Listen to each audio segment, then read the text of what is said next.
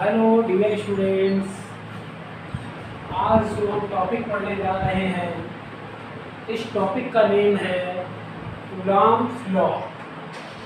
Coulomb's law, ठीक है। Coulomb's law. तो कूलॉम्स लॉ ने जो अपना कॉन्सेप्ट लिया था न्यूटन्स के ग्रेविटेशनल लॉ से कूलॉम साहब ने अपना कॉन्सेप्ट लिया था। अपना जो लॉ बनाया तो कूलॉम लॉ ने उसके लिए कॉन्सेप्ट दिया था न्यूटन से ग्रेविटेशनल लॉ से। जैसे न्यूटन से ग्रेविटेशनल लॉ में क्या था कि 2 पॉइंट मासेस के बीच जो फोर्स लगता है वो फोर्स डायरेक्टली प्रोपोर्शनल होता है 2 पॉइंट मासेस के, और इनवर्सली प्रोपोर्शनल होता है the square of distance between the point masses. Point का जनरली मतलब होता है जो चीज़ें बिखरी हुई ना हो। एक इकट्ठी, जैसे फुटबॉल है, एक दूसरी फुटबॉल है, ठीक है। एक फुटबॉल ले लिया हमने, दूसरा फुटबॉल ले लिया, 2 फुटबॉल लिए, और इनके बीच का बहुत ही ज़्यादा डिस्टेंस हम क्रिएट करते हैं, ठीक है। किलोमीटर डिस्टेंस अगर क्रिएट कर दें 2 फुटबॉल के बीच, तो we can say these are the point masses. इसी तरह से पॉइंट चार्जेस होते हैं।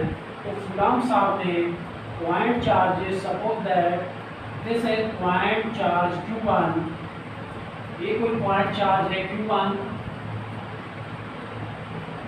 जैसे point charge Q1 and this is point charge Q2। ये हमने दोनों पॉजिटिव लिए हैं, दोनों नेगेटिव भी लिए जा सकते हैं। एक नेगेटिव और दूसरा पॉजिटिव भी लिया जा सकता है। इसके साइन का कोई भी रोल, मतलब साइन के लिए ऐसा कोई भी साइन के लिए ऐसी कोई भी कंडीशन नहीं है।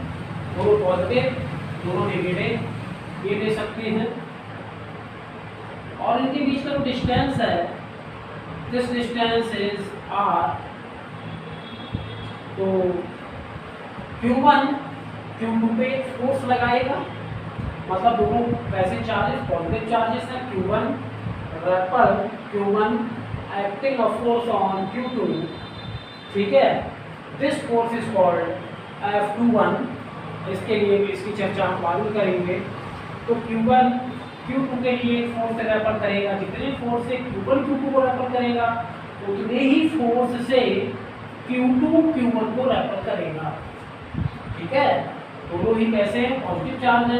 अगर मान लीजिए एक पॉजिटिव होता दूसरा नेगेटिव होता, मीन्स एक पॉजिटिव होता दूसरा नेगेटिव होता, तो क्या करते, अट्रैक्ट करते, ठीक है। ये इसको अट्रैक्ट करता एक फोर्स से और एक इसको अट्रैक्ट करता, तो उनका अट्रैक्शन फोर्स पे एक दूसरे के बराबर होता। समझ रहे हैं आप मेरी बात के लिए। अगर दोनों नेगेटिव चार्ज हैं, अगर ये दोनों नेगेटिव चार्ज हैं तो ये क्या करेंगे, रेपल करेंगे। मतलब लाइक चार्जेस क्या करते हैं, रेपल करते हैं। Like charges REPL each other, ये शायद आपको पता होगा। लाइक चार्जेस रेपल, ठीक है। एंड लाइक चार्जेस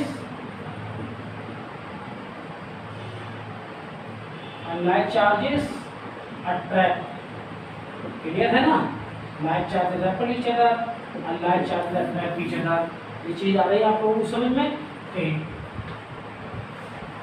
तो देखिए इनके बीच जो लगने वाला फोर्स, अब पूरी इस कंडीशन ये समझ लें आप। जो कूलॉम साहब थे उन्होंने बेस कॉन्सेप्ट किसका लिया था, न्यूटन ग्रेविटेशनल लॉ का लिया था। न्यूटन ग्रेविटेशनल लॉ जो था वो हमारा पॉइंट मासेस के लिए था, ठीक है। जैसे मान लीजिए अर्थ और सन के बीच या अर्थ या मून के बीच लगने वाला फोर्स, तो यूनिवर्स में अर्थ है या फिर मून है, ये दोनों कैसे हैं, ये दोनों पॉइंट मासेस हैं हमारे यूनिवर्स के लिए, क्लियर। ऐसे ही हमारे, और वो क्या होता है उसका नेचर, ग्रेविटेशनल फोर्स का नेचर जो होता है केवल अट्रैक्टिव होता है। ग्रेविटेशनल फोर्स का नेचर अट्रैक्टिव होता है और इसका नेचर क्या होगा, रिपल्सिव अट्रैक्टिव, दोनों ही होगा, ठीक है। तो Q1 और Q2 के बीच लगने वाला force F is directly proportional the product of Q1 and Q2 and it is F inversely proportional the square of distance between them। समझ गए। एफ, मतलब इसका मतलब क्या, अगर चार्जेस का मैग्नीट्यूड बढ़ाएंगे, अगर Q1 और Q2 का मैग्नीट्यूड बढ़ाएंगे तो उनके बीच अट्रैक्टिव और रिपल्सिव फोर्स भी इंक्रीज होगा। अगर उनके बीच का डिस्टेंस हम इंक्रीज करेंगे तो F क्या होगा, डिक्रीज होगा, क्योंकि F inversely proportional to R square. ठीक है, okay students, from equation first and second, from equation first and second, ठीक है, from equation first and second, F देखिए दोनों जगह से कॉमन हो रहा है, इक्वेशन फर्स्ट और सेकंड से F is common, q1 into q2 multiply with 1 then q1 q2 upon R square. अगर हम इसको रिप्लेस करेंगे, इसको हटाएंगे इसके साइन के लिए, तो यहाँ पर क्या आ जाएगा, ये कांस्टेंट आ जाएगा। इस कांस्टेंट को मान लीजिए हम c से नोट कर देते हैं। ठीक है, c dash q1 q2 upon q1 q2 upon q1 q2 upon R square, और सी डैश यहाँ पर क्या है, कूलम्बियन कांस्टेंट है, this is called Coulombian constant. तो this is the Coulomb's law. अब फोर्स का ऐसा यूनिट क्या होता है, न्यूटन। तो यहाँ पर आप लोग न्यूटन लिखना ना भूलें, क्योंकि फोर्स का ऐसा यूनिट न्यूटन होता है। तो ये हमारा कूलम्ब्स लॉ हो गया। अब देखिए एफ क्या है, सी डैश क्या है, वेयर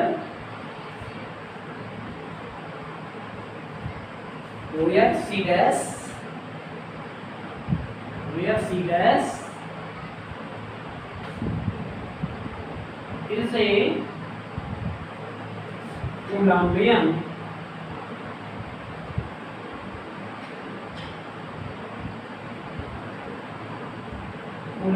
कांस्टेंट। ठीक है, तो यहाँ पर ये क्या हो गया, कूलम्बियन कांस्टेंट हो गया। क्लियर हो रही ना मेरी बात, जैसे का कूलम्बियन कांस्टेंट। अब कूलम्बियन कांस्टेंट का जो वैल्यू होता है, जो कूलम्बियन कांस्टेंट होता है, C dash equal to 1 upon 4 pi epsilon naught, C dash का वैल्यू, सी डैश का हम 1 अपॉन 4 पाई एप्सिलॉन नॉट दूसरा कांस्टेंट यहाँ पर यूज करते हैं, C dash equal to 1 upon 4 pi epsilon naught. Coulombian constant को हम इस फार्मूले से भी नोट कर सकते हैं, 1 अपॉन 4 पाई एप्सिलॉन नॉट, और इसका जो वैल्यू होता है 9 इंटू 10⁹ न्यूटन मीटर स्क्वायर पर कूलम्ब स्क्वायर।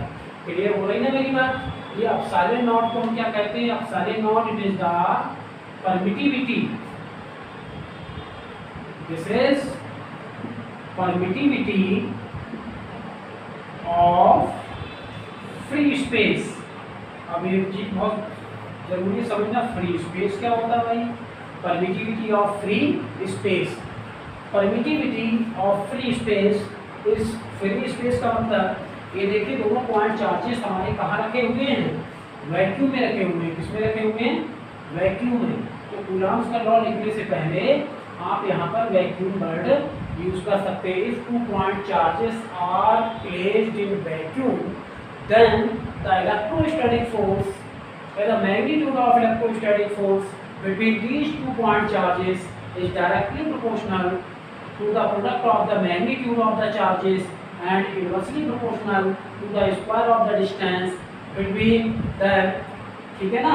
अब इसे बोलते हैं permittivity of free space. Permittivity का मतलब ये होता है कि मान लीजिए एक पॉइंट चार्ज Q1 है, Q2 पे कितना फोर्स लगाएगा। अगर Q1 Q2 पे 100 न्यूटन का फोर्स लगा रहा है, कितने न्यूटन का, 100 न्यूटन का, तो Q2 भी Q1 पे 100 न्यूटन का फोर्स अप्लाई करेगा। अब इसके बीच में मान लीजिए मैंने वैक्यूम यूज किया है, तो ये दूसरे को 100 न्यूटन के फोर्स से क्या कर रहा है, रेपल कर रहे हैं। एक दूसरे को क्या कर रहा है, 100 न्यूटन के फोर्स से क्या कर रहे हैं, एक दूसरे को रेपल कर रहा है, Q1 और Q2। अब मान लीजिए मैंने इस वैक्यूम की जगह पे क्या यूज कर दिया, वाटर यूज कर दिया, तो क्या होगा, अब ये फोर्स डिक्रीज हो गया। अब कितना फोर्स रह गया, ये एक दूसरे कितना फोर्स लगा रहे हैं। फॉर एग्जांपल मान लीजिए 80 न्यूटन का फोर्स लगा रहे हैं, कितने न्यूटन फोर्स लगा रहा है, 80 न्यूटन का फोर्स। तो ये 80 न्यूटन का फोर्स किसकी वजह से कम हुआ, वाटर की वजह से। तो वाटर की वजह से जो कम हुआ है, इसे हम बोलेंगे परमिटिविटी ऑफ द वाटर। ठीक है ना। या परमिटिविटी ऑफ द वाटर और या बोल सकते हैं permittivity of the water medium. Medium में हमने क्या यूज किया दोनों के बीच, वाटर यूज किया है, तो वाटर के लिए फोर्स क्या हो गया, कम हो गया। मतलब कितना परमिट कर सकता है, Q1 और Q2 के बीच जो मीडियम है वो कितना फोर्स एक दूसरे के लिए परमिट कर सकता है, कितना फोर्स एक दूसरे के लिए लगाने के लिए परमिशन दे सकता है। तो this is called the permittivity. Clear हो गया परमिटिविटी के बारे में, ठीक है। This is called permittivity of free space से हम बोलते हैं। अब देखिए इसका ऐसा यूनिट, इसका वैल्यू होता है वैल्यू ऑफ एप्सिलॉन नॉट। जो एप्सिलॉन नॉट का वैल्यू होता है this is 8.85 into 10⁻⁻12।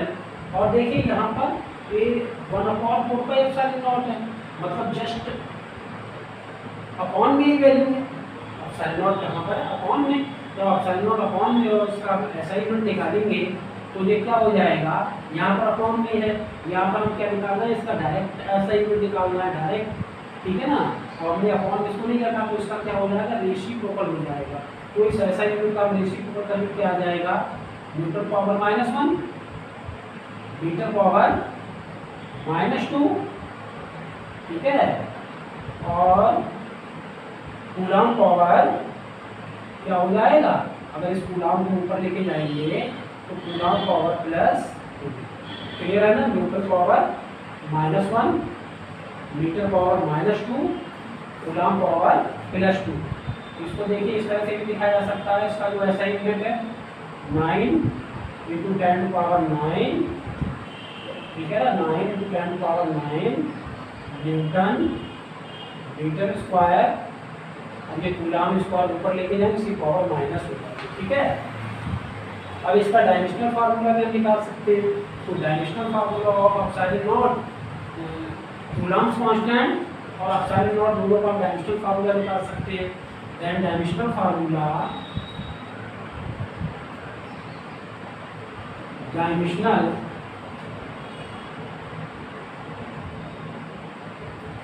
Of C dash means Coulombian constant.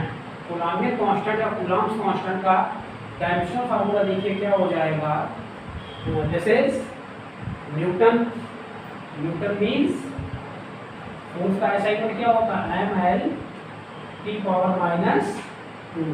ठीक है ना, mL/-2। और मीटर मीन्स n²। और कूलम ये है, देखिए कूलम का क्या होता है AP, मतलब चार्ज का ऐसा ही डायरेक्शन फार्मूला क्या होता है AP। और ये पावर कितना है, पावर यहाँ पर -2, तो यहाँ पर हमने क्या लगा दिया -2, ठीक है ना। समझ रहे हैं मेरी बात के लिए, जो भी मैं समझाना चाह रहा हूँ आपको। ओके, मैं यहाँ से इरेज कर देता हूँ, रफ कर देता हूँ यहाँ से, स्क्रीनशॉट लेके आप कर सकते हैं। अब इसको देखिए हम सिंप्लीफाई कर सकते हैं। तो यहाँ पर कितना आ जाएगा, mL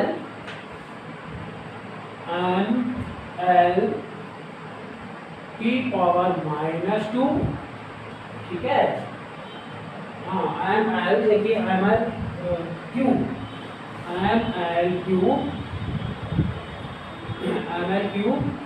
और a⁻−2 t⁻−2 t पावर क्या हो जाएगा -4, t⁻⁻4, ठीक है ना। t power this is -4 mL/2 t⁻⁻4 और a⁻−2, ठीक। तो ये हमारा डायमेंशनल फार्मूला हो गया। किसका है डायमेंशनल फार्मूला, कूलम्स कांस्टेंट या कूलम्बियन कांस्टेंट दोनों बोल सकते हैं। और अब इसका हम निकाल देंगे एप्सिलॉन नॉट का dimensional formula of epsilon not. Dimensional formula of epsilon not मतलब permittivity, free space means when the charges are placed in vacuum, that is the free space. Okay, free space means मतलब उनके जो Q1 और Q2 एक दूसरे पे force लगाएंगे, electrostatic force लगाएंगे, तो उनके फोर्स लगने वाले फोर्स के बीच कोई भी रुकावट नहीं है, कोई भी ऐसा मतलब कोई भी ऐसा फैक्टर नहीं है, कोई भी ऐसा फैक्टर नहीं है, कोई भी ऐसा कारक नहीं है जो उनके बीच लगने वाले फोर्स को रोक सके। सारे नॉट दिस इज, अब देखिए यहाँ पर इसका रेसिप्रोकल कर दिया जाएगा, ठीक है, 1/4 सारे नॉट का तो ये आया निकल के, तो हम जस्ट इसका रेसिप्रोकल कर देंगे, mean just opposite, n power -1 n power minus cube t power +4 a power +2। Clear हो गया? ठीक है, ओके, थैंक यू।